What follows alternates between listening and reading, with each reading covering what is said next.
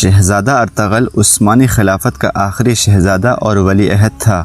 یہ 1912 میں استنبول میں پیدا ہوئے۔ ان کے والد شہزادہ برہان الدین ترک فوج میں کمانڈر بھی تھے اور ولی عہد بھی۔ ترکی میں اتاترک کے انقلاب کے وقت ارطغرل عثمان ویانا میں پڑھ رہا تھا۔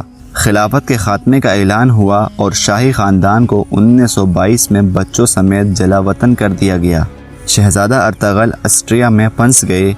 یہ 1933 میں ویانا سے امریکہ آ گئے اور اپنے دادا سلطان عبدالحمید دوم کے انتقال کے بعد عثمانی خاندان کا 43واں سربراہ بنا دیا گیا۔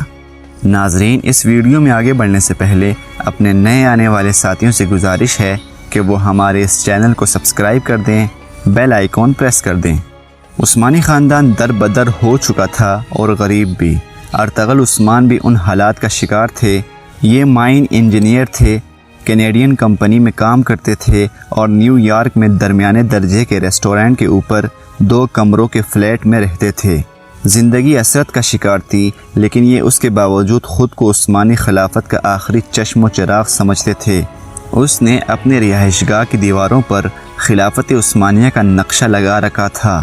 ترک سلطان سلیمان کی ریاست 6 کروڑ کلومیٹر تک وسیع تھی۔ عثمانی خلیفہ 1919 تک 3 براعظموں کے مالک تھے اور یہ بادشاہوں کو حکومتوں کے پروانے جاری کیا کرتے تھے۔ ارطغرل عثمان نے اپنی دیوار پر اس وسیع اور ریز سلطنت کا نقشہ لگا رکھا تھا۔ یہ نقلی تاج پہن کر اپنے ہاتھ میں اپنی دادا کی تلوار پکڑتا تھا اور نقشے کے نیچے کھڑے ہو کر دیواروں کو احکامات جاری کرتا رہتا تھا۔ 1980 کے دہائی میں اس نے $10 لے کر لوگوں کے ساتھ تصویریں بنانا شروع کر دی تھیں۔ لوگ عثمانی خلافت کے آخری چشم و چراغ کو $10 دیتے تھے اور عثمانی خلافت کے نقشے کے نیچے کھڑے ہو کر تصویر بنواتے تھے۔ 1991 میں ترکی میں سلیمان ڈیمرل کی حکومت آئی۔ یہ نیو یارک کے دورے پر گئے، ارطغرل عثمان کے فلیٹ کا وزٹ کیا اور انہیں اس پر ترس آ گیا۔ یہ اسے استنبول لے آئے اور اس کا سرکاری وظیفہ جاری کر دیا۔ شہزادہ ارطغرل عثمان 2009 میں 97 سال کی عمر میں استنبول میں انتقال کر گئے۔ اسے شاہی اعزاز کے ساتھ دفن کر دیا گیا۔ تاہم یہ آخری دن تک خلافت عثمانیہ کے نقشے کے نیچے کھڑے ہو کر خود کو دنیا کی سب سے پرانی اور وسیع خلافت کا سلطان کہتا تھا۔ لوگ اسے دیکھتے تھے اور مسکرا کر کہتے تھے، افسوس، حقیقتوں اور نقشوں میں بڑا فرق ہوتا ہے۔ فرق صرف حقیقتوں اور نقشوں میں نہیں ہوتا، جذبات اور حقیقتوں میں بھی ہوتا ہے۔ یہ دنیا ہیر رانجھا یا لیلا مجنوں کی داستان نہیں کہ اس میں لوگ رو دو کر اپنا جی ہلکا کر لیں۔ دنیا اگر خطابوں، جھنڈوں یا نقشوں پر چلتی تو آج امیر تیمور کا ازبکستان بھی زندہ ہوتا، چنگیز خان کا منگولیا بھی، اور سلطان صلاح الدین ایوبی کی مشرقی وسطی سے افریقہ تک وسیع ایوبی سلطنت بھی زندہ ہوتا۔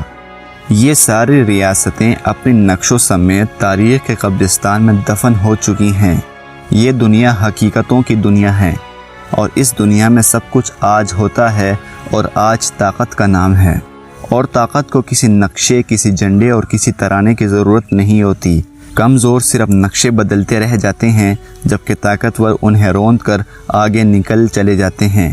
اور ہم حقیقتوں کی اس دنیا میں کیا کر رہے ہیں؟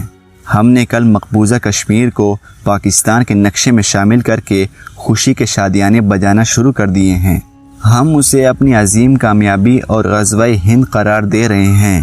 کاش فارن افیئرز ہیر رانجھا کا قصہ ہوتے تو آج ہم پوری دنیا میں جھنڈے گاڑ چکے ہوتے، لیکن یہ دنیا حقائق کی دنیا ہے۔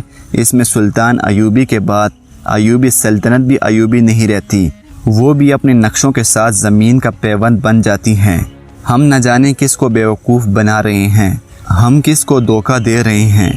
کشمیر کل بھی مقبوضہ تھا اور آج 14 اگست کو بھی مقبوضہ ہے، اور یہ اس وقت تک مقبوضہ رہے گا جب تک ہم طاقتور نہیں ہوتے۔